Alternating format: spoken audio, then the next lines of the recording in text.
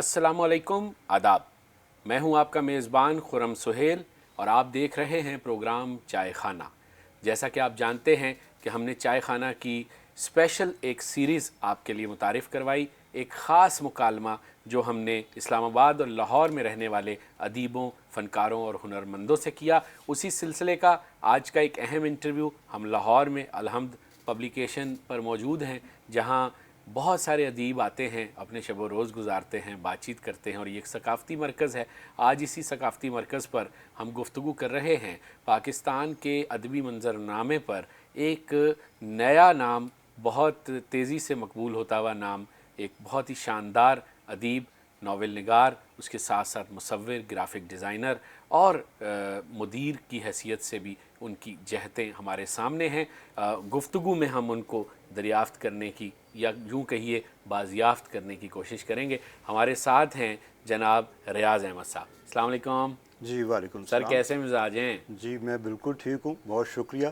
Thank you sir. आपने अपने programme में मुझे मदद किया। बहुत शुक्रिया, आपका शुक्रिया। आप गोशा नशीन रहते हैं और आपने हमारी ये पेशकश और दावत कबूल की और चाय खाना में आप तशरीफ़ लाए। यानी मुझे सबसे बड़ी खुशी की बात यह है कि मैं एक अदीब के साथ ही बात कर रहा हूँ। बहुत शुक्रिया, बहुत शुक्रिया। और आपको बेहद मुबारकबाद। आपने यूबीएल एवॉर्ड आपको जो है इस साल का मिला और बेहद इस पर आपको दिली मुबारकबाद। बहुत शुक्रिया आपका। और एजाज़ात वैसे तो कोई माने नहीं रखते और सबसे बड़ा एजाज़ आपका कारी होता है जो आपको पढ़ता है और पसंद करता है, और वो एवॉर्ड भी आपके पास है। और यही वजह है कि आपका पहला नावल जो है जब से वो शाया हुआ है उस पर काफ़ी अदबी हलकों में बात हो रही है। तो नावल का ख़्याल क्यों आया आपको लिखने का? क्योंकि आप अदीब आज नहीं हुए, अदीब आप 30 साल से हैं, लेकिन नावल आपका ऐसे आया जैसे बहुत सारे शायर शायरी कर रहे होते हैं लेकिन उनका मजमूआ 25 साल बाद आता है, 30 साल बाद आता है। तो आपने इतनी देर क्यों की नावल की इब्तिदा करने में, किताबी सूरत में? मैं समझता हूँ कि जो लिखना है ये एक बहुत मुक़द्दस काम है जी और बहुत संजीदगी का मुतकाज़ी होता है। जी और नावल तो बहुत ही एक मुश्किल सिनफ है, अपने आप को एक मुसीबत में डाल लेने वाली। जी और अगर मैं इसे मुसव्वरी की ज़बान में कहूँ तो ये एक बहुत बड़ा कोलाज होता है जी जिसमें आप मुख्तलिफ़ रंग, मुख्तलिफ़ मटीरियल, मुख्तलिफ़ चीज़ों से एक फ़न पारा बनाते हैं। जी। मैं बुनियादी तौर पर मुसव्विर हूँ। उस वजह से मुसव्विर का जो सबसे पहला जो काम होता है मुशाहिदा होता है जी कि उसने अपने अतराफ़ में चीज़ों को उनका मुशाहिदा करना होता है। जी हत्ता कि एक चींटी होती है, हम उसे भी बहुत गौर से देखते हैं, उसका रंग देखते हैं, उसकी आँखों का रंग देखते हैं। अगर वो भीग जाए तो फर्श पर चल रही है तो उसके पाँव के निशान तक देखते हैं। दुरुस्त। तो एक तो मुशाहिदा, अदीब के लिए ज़रूरी तजर्बात होते हैं और वो जो तजर्बात करता है वो दरअसल उसके तजर्बात भी होते हैं, वो लोगों के भी तजर्बात होते हैं और उसमें से उसने सेलेक्ट करके एक फ़न पारा तख्लीक करना होता है। तो मुझे डबल एज था कि मेरा मुशाहिदा भी था और ज़िंदगी के तजर्बात भी थे। दुरुस्त। तो उन्हें मैंने जो एक नावल की शक्ल में लाने का सोचा और मैं इस पर है तो मेरा मुख्तसर नावल जी 164 पेजेस का, लेकिन इस नावल को लिखने में मुझे कमो बेश कोई 6 साल लगे हैं। यकीनन लगे हो, बिल्कुल ठीक। तो शजरे हयात से आपकी मुराद क्या है जो आपने इसका नाम रखा? शजर हयात ज़िंदगी है अच्छा। और मार्क्सी नुक्ता नज़र से अगर मैं बात करूं थोड़ी सी, जी तो ज़िंदगी एक मुसलसल और तसलसल के साथ आगे बढ़ने का नाम है। ठीक ये दायरा नहीं है, ठीक। ये इर्तका पर सफ़र कर वाह रही है, आगे बढ़ रही है। वाह। तो ज़िंदगी का जो मेरे नावल में भी इस चीज़ को मैंने वो किया है कि जो ज़िंदगी है ये बहुत शानदार एक रस भरा जी मीठा फल है। जी तो उसके उस हवाले से ये शजर हयात में मैंने जो इसकी बुनियादी थीम है जी उसमें मैंने 3 चीज़ों को जी फोकस किया है। जी। पहली चीज़ मोहब्बत, उसके बाद मुकद्दर जी। और उसके बाद मौत। ठीक। और इन्हें मैंने अपने एक ख़ास नुक्ता नज़र से, एक आर्टिस्ट होने की हैसियत से भी, एक राइटर होने की हैसियत से भी और एक आम इंसान होने की हैसियत से भी देखने की जो कोशिश की और जो मुझे समझ आया وہ میں نے اپنی اس ناول میں ان 3 چیزوں پہ یعنی محبت، مقدر اور موت، بالکل ٹھیک. اس کو بیان کیا بالکل. ہے اس ہم ناول جب آپ کا ناول پڑھتے ہیں تو ہمیں اس میں جا بجا بہت ساری پینٹنگز بھی بکھری ہوئی دکھائی دیتی ہیں. منظر نگاری میں آپ کے مصور نے خوب کام دکھایا ہے. تو یہ کوئی شعوری کوشش تھی؟ نہیں، میری یہ شعوری کوشش ہرگز نہیں تھی، لیکن یہ تو میری ایک سمجھیں کہ ذات کا حصہ بن چکی ہوئی ہے. جو شاید کچھ ایسے جملے اس میں شامل ہیں جی کہ مصور کو دیکھنا آنا چاہیے. ویسے تو ہر انسان کو دیکھنا آنا جی چاہیے، جی جی اور دیکھنا آنا ایسے ہی ہے جیسے جینا آ جائے. بالکل بالکل. دیکھیں نا، جیسے آپ کا ایک جملہ، آپ نے جملوں کی ایک فہرست انتخاب بھی دیا ہے کتاب کی پشت پر، کہ اس کی جو پہلی سطر آپ نے لکھی کہ چہروں کی جو زبان ہوتی ہے وہ پوری دنیا میں اس کا رسم الخط اور اس کی الفاظ ایک جیسے ہوتے ہیں. جی جی کتنی دیکھیں باریک بات ہے اگر یہ سوچا جائے کتنی. تو یہ یقیناً آپ ہر چیز کو پینٹ کرتے ہیں، مجھے ایسا لگتا ہے. جی. اسے سب سے پہلے تو چیز کو دیکھنا ہے، اور دیکھنا یہ ہے کہ صرف دیکھنے کے لیے بصارت ہی نہیں، دیکھنے کے لیے بصیرت کی بھی واہ ضرورت واہ ہوتی ہے. واہ. بالکل. آپ بصیرت کے بغیر نہیں دیکھ سکتے، اور جو بصیرت کے بغیر دیکھتے ہیں وہ چھپاؤں جتنا دیکھتے ہیں. صرف اپنی حاجات جو ہوتی ہیں صرف انہیں دیکھ رہے ہوتے ہیں. جی جب آپ کے دیکھنے میں بصیرت شامل ہو جاتی ہے بصارت کے ساتھ، تو تب آپ ایک انسانی درجے پر آتے ہیں، اور پھر آپ کو چیزیں نظر آنا شروع ہو جاتی بالکل ہیں. بالکل ٹھیک. آپ چونکہ یہ ناول آپ جب لکھ رہے تھے تو آپ کے ذہن میں کوئی اس کا خاکہ تھا یا یہ کوئی آمد تھی؟ کس طرح سے آپ نے پہلے ناول کی بنیاد رکھی اپنے اس ادبی کیریئر میں؟ یہ دراصل ایک مصور کی کہانی ہے، ٹھیک. اور کیونکہ میرا خود مصوری کے ساتھ ہی جی میں کیونکہ مصور ہوں، جی تو میرے لیے ایک تو اس کے جو لفظیات تھی ان کا انتخاب جو تھا وہ میرے لیے بہت آسان تھا. جی. دوسرا اس کے ماحول کو قائم جو بنانا تھا وہ میرے لیے اس کی بہت جزیات سے آپ واقف تھے. جزیات سے میں واقف تھا، اور وہ مجھے بنانے میں کوئی دقت تو نہیں ہم تھی. کہہ سکتے ہیں کہ نیم سوانحی ناول بھی ہے. نہیں، سوانحی تو ہاں. ہرگز اچھا نہیں ہے. اچھا. سوانحی تو ہرگز نہیں ہے، بلکہ یہ ایک شعوری کوشش ہے. اوکے. ہاں، اور میں سمجھتا ہوں کہ تخلیقی سطح پر بھی جو لوگ یہ کہتے ہیں، میں تو اس نظریے کا نہیں ہوں کہ آتے ہیں غائب سے یہ مضامین جی. خیال میں. نو، ہم جو دیکھتے ہیں، جو بسر کرتے ہیں، جس میں سے گزرتے ہیں، جی. وہی ہم لکھتے ہیں. بالکل ٹھیک بالکل ٹھیک. آپ مصور بھی ہیں اور آپ بہت آپ نے مصوری اور آرٹ ڈیزائننگ میں بہت کام کیا، گرافک ڈیزائنر میں بہت آپ کا کام ہے، اور 1000 سے زیادہ کتابوں کے آپ نے ٹائٹلز بنائے. تو یہ مصور کب دریافت ہوا آپ کے اندر؟ دراصل مصوری بنیادی طور پر تو میرا ایک روزگار کا سلسلہ تھا، ٹھیک، آپ کا پروفیشن ہے. میرا پروفیشن تھا. جب میں نے یہ کیا تو بطور گرافک ڈیزائنر کے میں نے اپنے کریئر کا آغاز کیا، لیکن مجھے کتابوں کے سرورق بنانے میں جی. ایک خاص لطف آیا. اس کی وجہ شاید یہی تھی کہ میرا لٹریچر کے ساتھ، ادب کے ساتھ ایک گہری وابستگی تھی. مجھے اپنے والدین کی طرف سے بھی، خصوصی طور پر والدہ کی طرف سے بھی جی. ایک ادبی ذوق جو تھا وہ ملا تھا. جی تو اس وجہ سے مجھے جب میں نے کتابوں کے سرورق بنانے شروع کیے تو وہ مجھے بہت لطف آتا تھا. جی. تو میں نے سوچا کہ میں اس کو اپنی ایک خاص اسپیشلٹی بنا لوں. اور پھر یہی ہوا کہ جب میں نے ٹائٹل بنائے تو بڑے بڑے اس میں سینئر لوگ تھے. جب میں نے ان کے لیے کام کیا تو انہوں نے پسند کیا، اس سے میری حوصلہ افزائی ہوئی. تو اس طرح میں نے اب تک کوئی 10,000 سے زائد کتابوں کے سرورق بنائے. اچھا، میں تو کم سمجھ رہا تھا. نہیں، کوئی 10,000 سے زیادہ کتابوں کے ٹائٹل ڈیزائن کیے ہوں گے. واہ، یہ تو ایک اپنی نوعیت کا ریکارڈ ہے. ہاں، ایک طرح سے وہ کہہ لیجئے، لیکن مجھ سے سینئر ہیں کچھ لوگ جنہوں نے مجھ سے بھی زیادہ کتابوں کے سرورق بنائے. تو لیکن یہ تعداد بھی کیا ایک بات. خاصی تعداد ہے. ابھی ہم جب بات کر رہے تھے کہ مشل فاؤنڈیشن کی کتابیں، جی. جیسے مثال کے طور پہ کہ آپ نے ان کی لاتعداد کتابوں کے، اور جی، میں نے ان کے کوئی 80% کتابوں کے ٹائٹل میں نے ہی ڈیزائن کیے ہیں، اور اس طرح سے بہت سارے الحمد پبلشرز کے لیے میں نے بہت ٹائٹل ڈیزائن کیے. میں نے لاہور کے کافی معروف جو پبلشنگ کے ادارے ہیں ان کے لیے میں نے بہت کام کیا. تو اس میں تقریباً تمام شعراء بھی آتے تھے، سیاستدانوں کی کتابوں کے، مذہبی لوگوں کی کتابوں کے، یعنی تمام موضوعات سے. اور اس سے مجھے بہت ایک جو کتاب پڑھنے سے اور کتاب کے ساتھ میرا تعلق قائم ہونے میں، اس میں مجھے بہت مدد ملی. بالکل صحیح. اچھا، پھر آپ نے کچھ تراجم پر بھی کام کیا، جیسے یہ تاریخ فلسفہ ہمارے سامنے رکھی ہوئی ہے، یہ اس کی آپ نے تدوین اور اس کی جو اس پر اس نئے ایڈیشنز کے لیے ترجمے کو آپ نے اس پر کام کیا، اور پھر بے مثال انڈین ناولٹ آپ نے جو انتخاب اور تدوین کی، تو یہ تجربہ آپ کا بطور مدیر اور بطور ایک محقق کیسا رہا؟ جی، میں نے یہ کتاب، میرے پاس اوریجنل کتاب تھی تاریخ فلسفہ جی الفریڈ ویبر کی.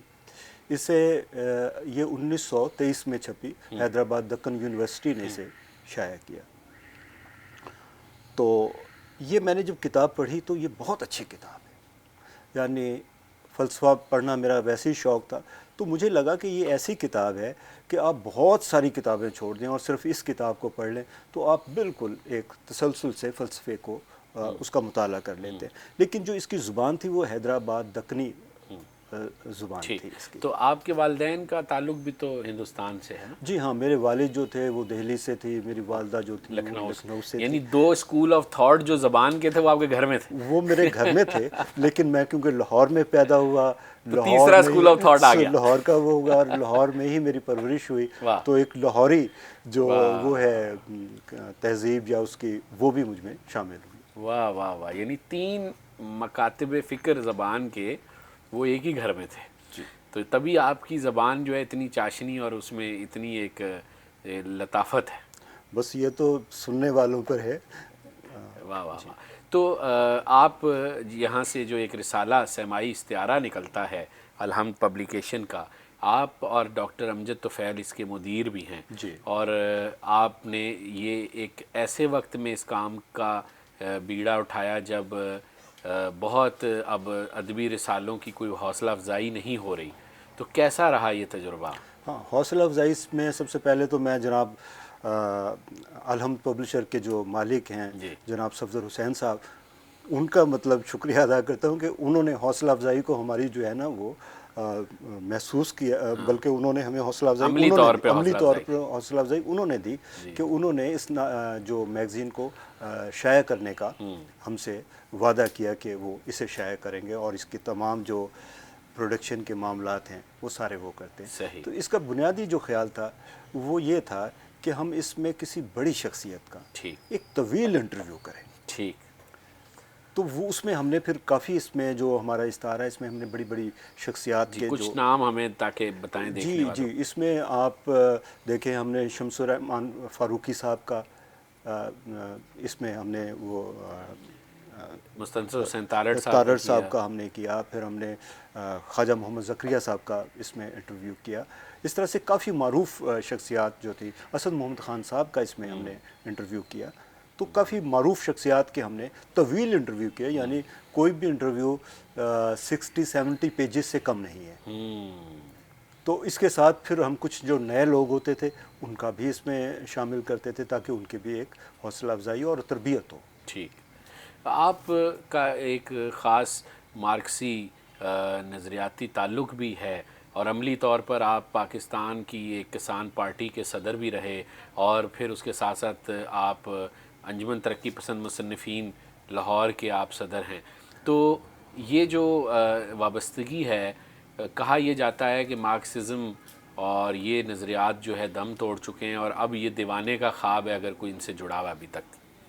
جی مجھے تو فخر ہے کہ میں انجمن ترقی پسند مصنفین لاہور کا 3 سال صدر رہا ہوں اور پاکستان مزدور کسان پارٹی کا یہاں لاہور کا صدر رہا ہوں. میرے لیے یہ بڑی ایک فخر کی بات ہے. اور یہ بات کہنا کہ یہ دیوانے کا خواب ہے، میں سمجھتا ہوں جب تک استحصال ہے، جی کمزور کا جب تک استحصال ہوتا رہے گا، مارکسزم نہیں ختم ہو سکتا. صحیح. مارکسزم کی جو وجود میں آنے کی وجہ ہی یہ ہے کہ آپ استحصال بند کریں. جی. جب تک آپ استحصال کرتے رہیں گے تب تک ان کا یہ خواب ہے جو اس کے مخالف ہے. ہاں بالکل صحیح. اگر دیوانے ہیں تو وہ ہیں، ہم باشعور ہیں. واہ واہ واہ، کیا بات ہے جناب. تو ان دنوں آپ اب نیا کام کیا کر رہے ہیں، کیا مصروفیات ہیں؟ میں ادارہ الحمد کے لیے ہی ایک کتاب لکھ رہا ہوں، عالمی شہرت یافتہ کتابیں. اچھا. جی وہ کافی اس کا کام ہو گیا ہے جی. اور کچھ ابھی کام باقی ہے.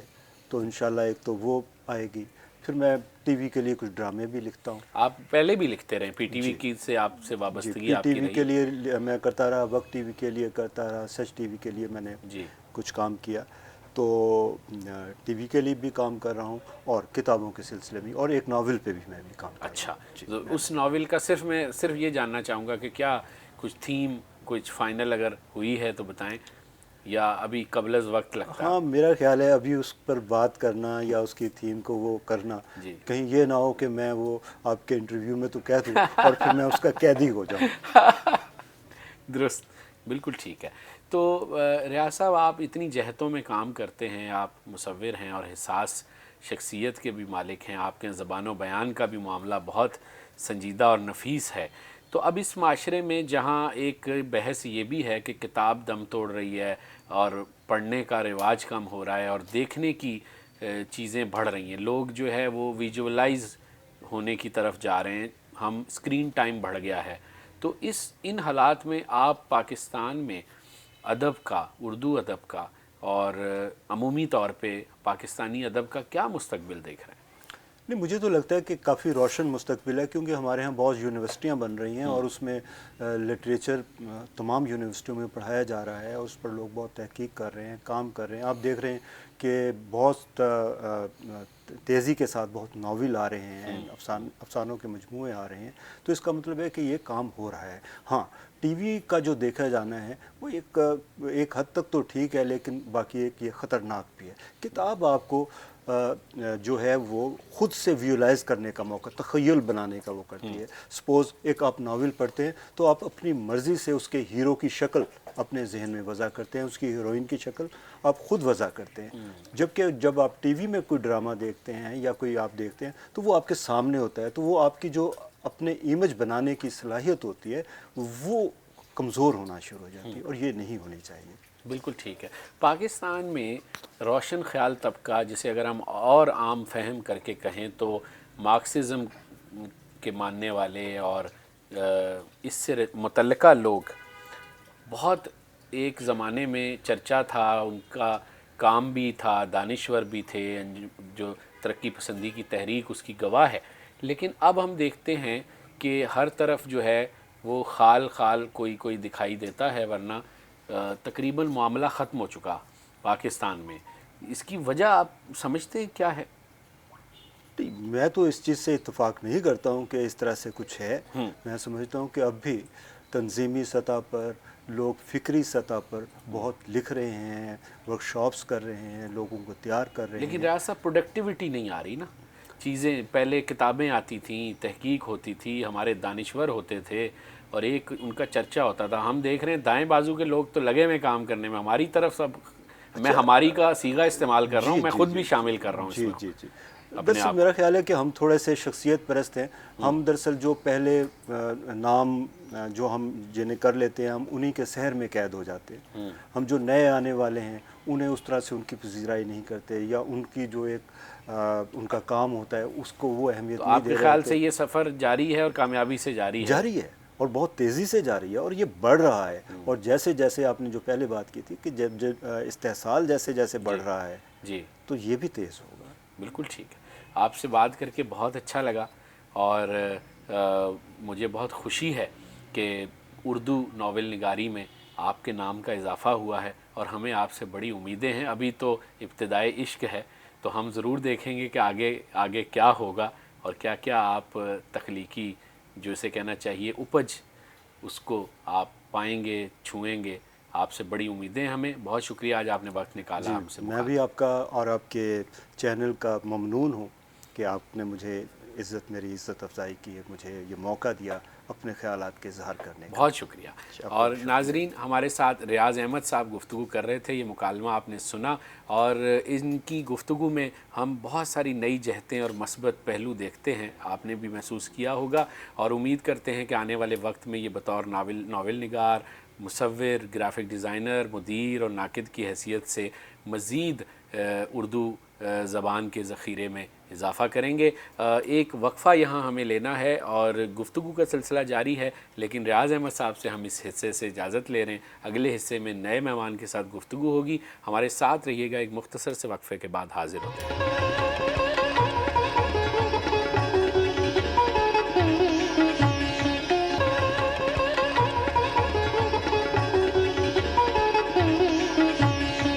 अस्सलाम वालेकुम, आदाब।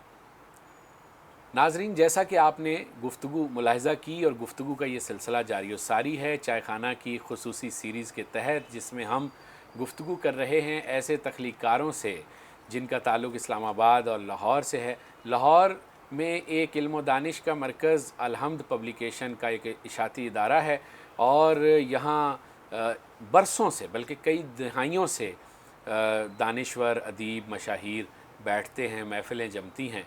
और मैं किस किस का नाम लूँ? अगर मैं सिर्फ़ एक नाम लूँ तो आप समझ जाएंगे। जॉन एलिया जैसी शख्सियत यहाँ आए, बैठे, और जॉन एलिया का एक ही पब्लिशर है और वो अलहम्द पब्लिकेशन है।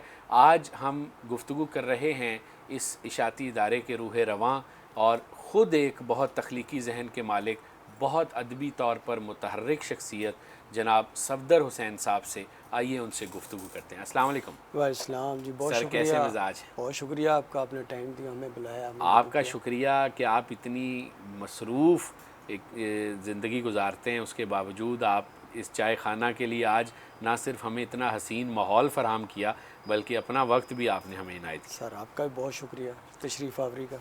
बहुत शुक्रिया। तो सफदर भाई, आपने तो दर्जनों बल्कि सैकड़ों मैं कहूँगा ऐसे लोगों को छापा है जो उर्दू अदब का, उर्दू शायरी का बड़ा नाम। तो गुफ्तगू अगर हम शुरू करें तो जॉन एलिया से शुरू कर लेते हैं। आपने देखा कि कुछ अरसे से जॉन एलिया की मकबूलियत में बहुत तेज़ी से इजाफ़ा हुआ है, ख़ास तौर पे सोशल मीडिया के फ़रोग़ में। जॉन बहुत नुमाया हुए हैं सोशल मीडिया की दुनिया में और आप उनके पब्लिशर हैं। पहली किताब से लेके और आज तक जितनी किताबें जॉन एलिया की आई हैं वो आपने शाया की हैं। तो एक नाशिर के तौर पर आप कैसा महसूस करते हैं? क्या जब आप जॉन साहब को छाप रहे थे और पहली किताब उनकी शायद आप छाप रहे थे, तो क्या आपको अंदाज़ा था कि आप इतने बड़े और इतने मुस्तकबिल में मकबूल होने वाले शायर को छाप रहे हैं? जी हाँ, जॉन एलिया की शायद किताब जो है, शेरी, पहला शेरी मजमुआ यूनिकेरियंस ने छापा था, दुबई से शात हुई थी इसकी। और उसके बाद 94 या 94 में मैंने फिर इसे शाया किया। फिर जॉन एलिया साहब को यहाँ लाहौर बुलवाया। मकबूलियत उनकी उस वक्त भी बहुत थी जी, पॉपुलर शायर थे। और यहाँ हमने फ्लैटी होटल में उनका आज़ाद में बहुत बड़ी एक तकरीब की, जिसमें अहमद नदीम कासमी साहब, अशफाक अहमद साहब, शहजाद अहमद साहब, ये सब मेहमान खुसूसी थे।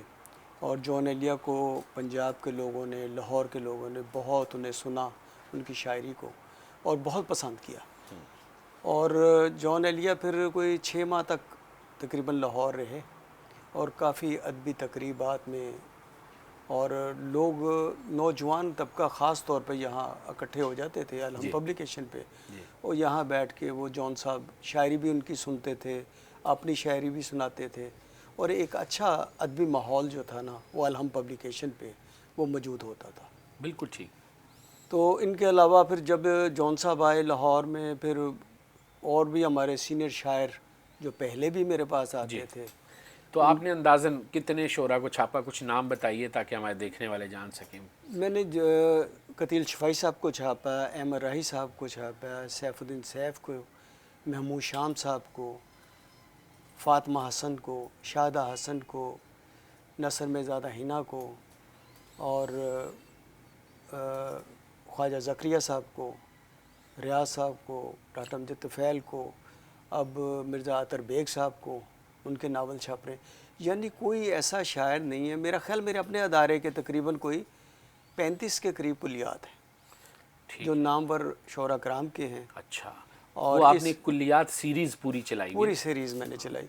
इसके बाद मैंने इंतखाब अफसानों के छापे जी, जो कोई 50 के करीब, ये जो आपकी पुश्त पर जी मौजूद हैं। ये बेमिसाल अफसाने के जी, उन्वान से छापे। इसके अलावा मैंने ख़ुद मुरतब की किताबें, शाहकार अफसाने, शाहकार गज़लें, शाहकार नज़में, वो भी एक काफ़ी पॉपुलर हुए। जी। इसके अलावा बहुत सारी किताबें छप रही हैं। और तो वो जो एक बात बहुत कही जाती है पब्लिशर्स की तरफ से कि किताब बिक नहीं रही, लेकिन हम कारी की हैसियत से देखते हैं कि किताब तो बहुत बिक रही है और लोग पढ़ रहे हैं। तो आपकी आजकल क्या ओपिनियन है इस पर? नहीं, ये तो अपनी उनकी राय है। किताब, अच्छी किताब अब भी सेल होती है, ठीक, बहुत अच्छी सेल होती है। और अच्छा राइटर हो, किताब अच्छी खूबसूरत बनाई हो, सेल होती है। اب آن لائن پہ سسٹم چلا گیا، آن لائن سارے منگوا رہے ہیں، آن لائن پہ ساری سیل ہو رہی ہیں، اور اچھی کتاب تو ساری بکتی ہیں، یہ کہنا غلط ہے کہ کتاب نہیں، کتاب کا پڑھنے کا ایک اپنا مزاج، اپنا مزہ ہے، پورے پاکستان میں کتاب نکل رہی ہیں، پھر فارن سے جو کتابیں آتی ہیں چھپنے کے لیے، جو اردو ادب کے وہاں لکھنے والے ہیں، بہت کتابیں چھپ کے جا رہی ہیں یہاں سے باہر کے ملکوں میں جہاں اردو پڑھی جا رہی ہے، ٹھیک، اور ہم اسے شائع کر رہے ہیں۔ کتابوں کا مستقبل روشن ہے، یہ ایسی اپنی طرف سے ایک بنائی ہوئی ہے بات، ہماری تو وہاں سے تو سیل ہو رہی ہے۔ بالکل ٹھیک، بڑی مثبت بات کی آپ نے، اور خوشی ہو رہی ہے میں یہ جان کر کہ آپ اس کا اعتراف کر رہے ہیں، جو کہ عموماً نہیں کیا جاتا ناشرین کی طرف سے۔ اچھا، آپ کو یہ خیال کیسے آیا کہ آپ جو ہے اس کام میں، آپ چونکہ کاروباری حیثیت میں آئے، لیکن پھر آپ نے اپنے اس ادارے کو علم و دانش کا مرکز بنایا؟ جان صاحب نے فرنود میں لکھا، میں نے پڑھا ہے کہ وہ آپ کی تعریف کرتے ہیں کہ آپ ایک بہت دانشور جو ہے شخصیت کے مالک ہیں، اور آپ نے اس کو ایک ایسا مرکز بنا دیا کہ ملک بھر میں آپ کا ادارہ محور بنا شاعروں، ادیبوں اور قارئین کے لیے مل بیٹھنے کا۔ تو جب کہ لاہور ایک ایسا شہر ہے جہاں بہت محفلیں ہوتی ہیں، ہوتی رہیں، لیکن ہم دیکھتے ہیں کہ چیزیں ماند پڑ رہی ہیں، بہت ساری ماند پڑ رہی ہیں، تو ایسے میں ایک کاروباری ادارے کے ساتھ ساتھ ثقافتی مرکز بنانے کا خیال کیسے آیا، اور پھر اس کو برقرار کیسے رکھا؟ کیونکہ ہم تو سنتے ہیں کہ شاعروں و ادیبوں کی آپس میں بنتی نہیں ہے، ایک جگہ مل کے بیٹھتے نہیں ہیں، تو یہ کون سا جادو آپ نے پھونکا کہ یہ آج تک کئی دہائیاں گزر گئیں اور یہ مل بیٹھنے کا سلسلہ جاری ہے؟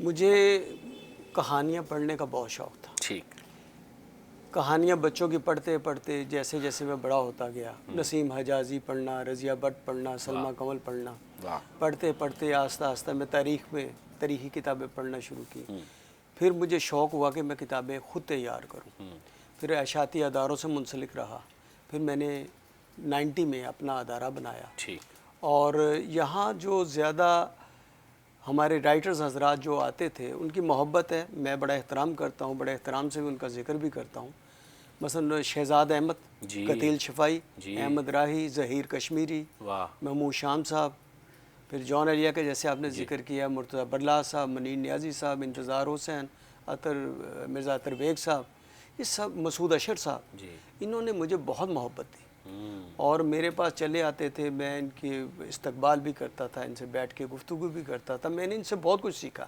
آج یہ جو میں دبستان سجائے بیٹھا ہوں، جی، یہ ان کی آراء اس میں شامل ہیں کہ یہ چیز کو چھاپیں، آپ اس چیز کو تیار کریں، آپ اس چیز کو تیار کریں۔ وہ ذمہ داری بھی لیتے تھے، مجھے تیار کر کے بھی دیتے تھے، میرا کام بھی چلتا رہا، ان کا بھی کام چلتا رہا، اور میں خوش قسمت ہوں کہ رائٹرز حضرات نے، سینئرز نے خاص طور پہ جی، میرے ساتھ بڑی محبت کی، صحیح، اور ہم نے اس تعاون کو میں بھلا نہ سکوں گا کبھی بھی۔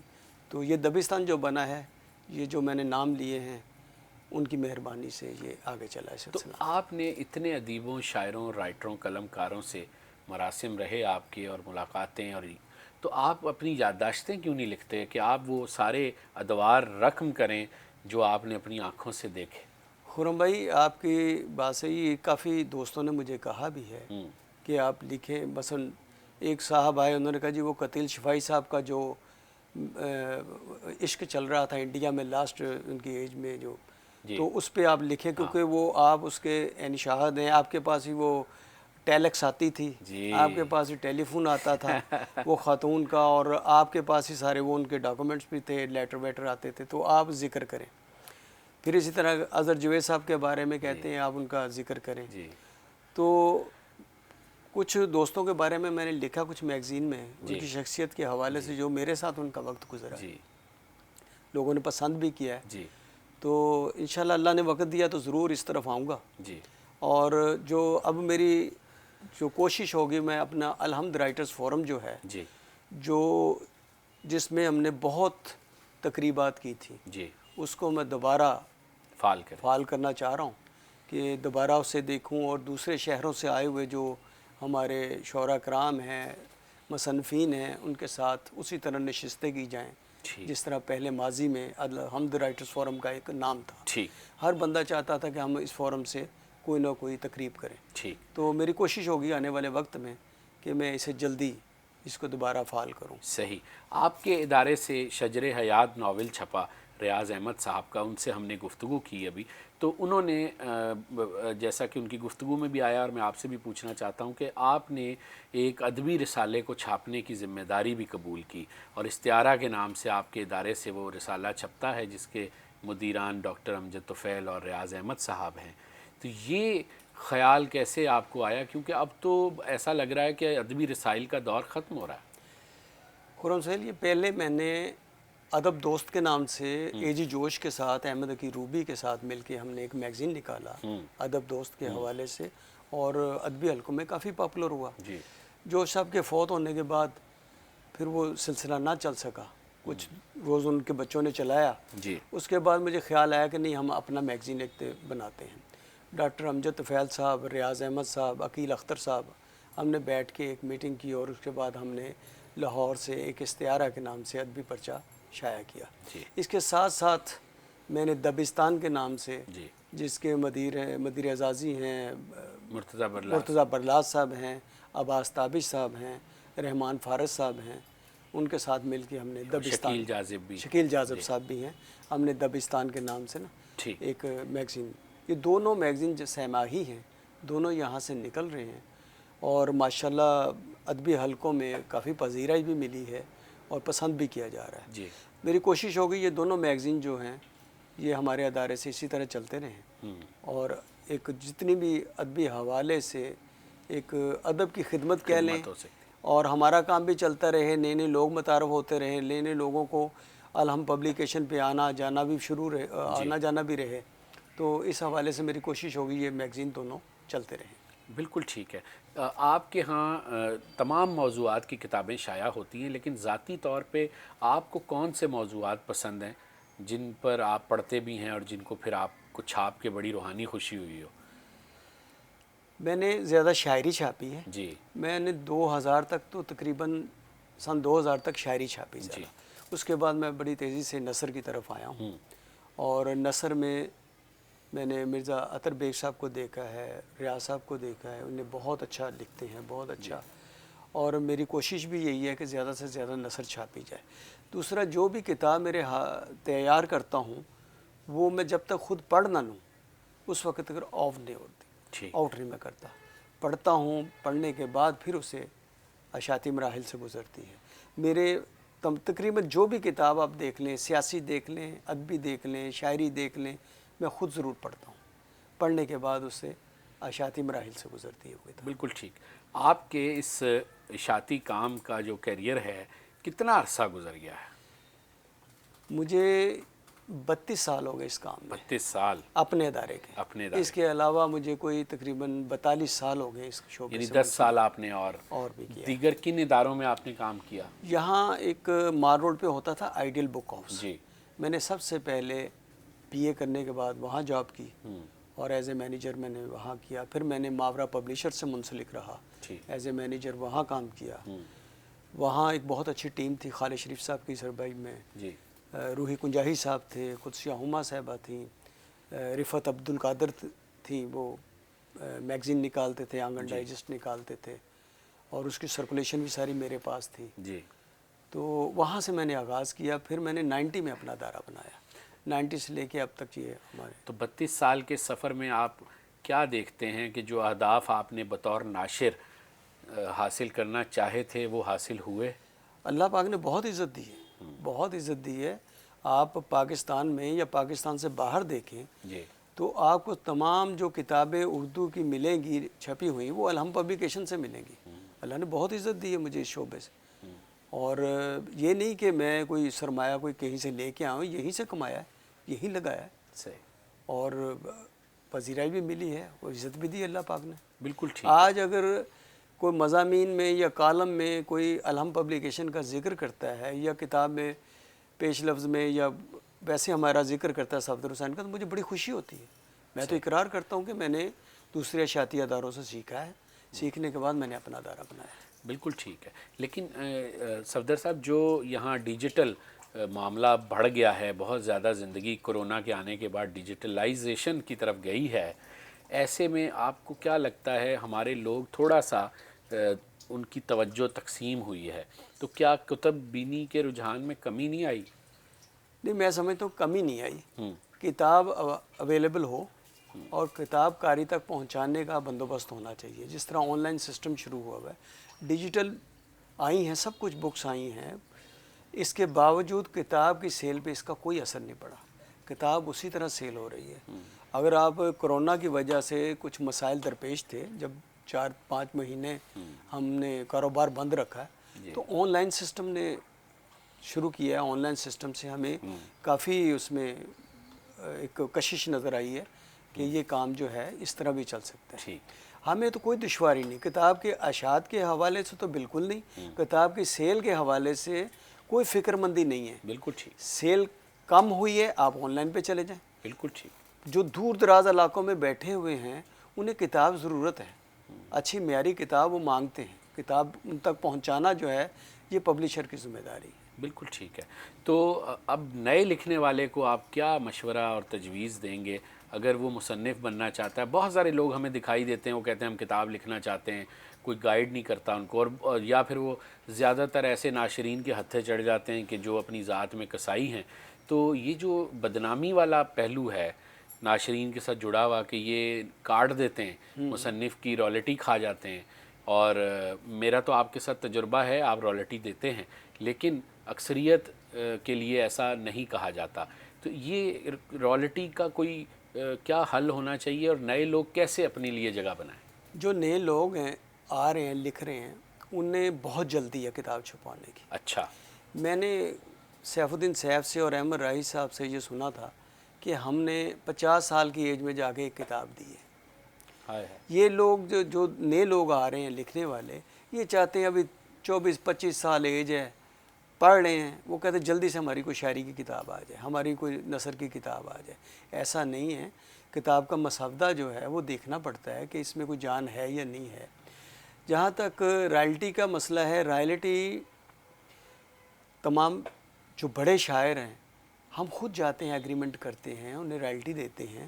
اگر میرے ساتھ اتنے لوگ منسلک ہیں تو وہ مجھ سے متفق ہیں, تو آگے کتابیں چل رہی ہیں نا ان کی.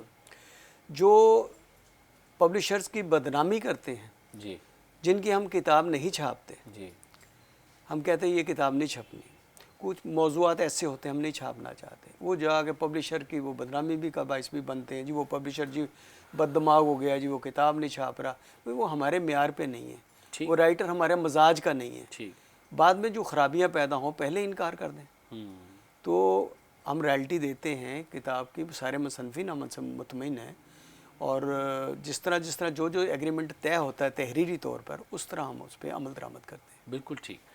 صفدر حسین صاحب, بہت اچھا لگا آپ سے بات کر کے, اور دل تو یہ چاہ رہا تھا کہ اس مکالمے کو اور طویل کیا جائے, لیکن ہمارا اسکرین کا وقت چونکہ محدود ہے. اور میں ایک بار پھر اپنے چینل کی طرف سے, اپنی ٹیم کی طرف سے شکریہ ادا کروں گا آپ کا کہ آپ نے لاہور میں ہمیں یہ کتابوں بھرا اتنا اچھا ماحول فراہم کیا کہ ہم نے یہاں اپنے مکالمات کی سیریز کنڈکٹ کی. خرم سہیل صاحب, آپ کے چینل کا بے حد مشکور ہوں, اور شکریہ ادا کرتا ہوں آپ کا کہ آپ نے ہمارے لیے یہ وقت نکالا. بہت شکریہ. آپ تشریف لائے, آپ کا بے حد ممنون. بہت شکریہ. ناظرین, آپ نے سنا صفدر حسین صاحب کو, الحمد پبلیکیشن کے روح رواں, اور ان کی گفتگو سن کے ایک جسے کہتے ہیں اور امید قوی ہوئی ہے کہ نہ کتابیں کہیں جا رہی ہیں, نہ اشاعت کو کوئی نقصان پہنچ رہا ہے. باتیں زیادہ ہیں, اس میں حقیقت کم ہے, عملی طور پہ معاملہ اور ہے, وہ اور کیا ہے آپ نے سن لیا. امید کرتا ہوں کہ ہماری یہ گفتگو آپ کو پسند آئی ہوگی. مجھے اب اجازت دیجیے گا اس پروگرام سے, اس امید کے ساتھ کہ دوبارہ حاضر ہوں گا ایک نئے مہمان کے ساتھ. اپنا خیال رکھیے گا. خدا حافظ.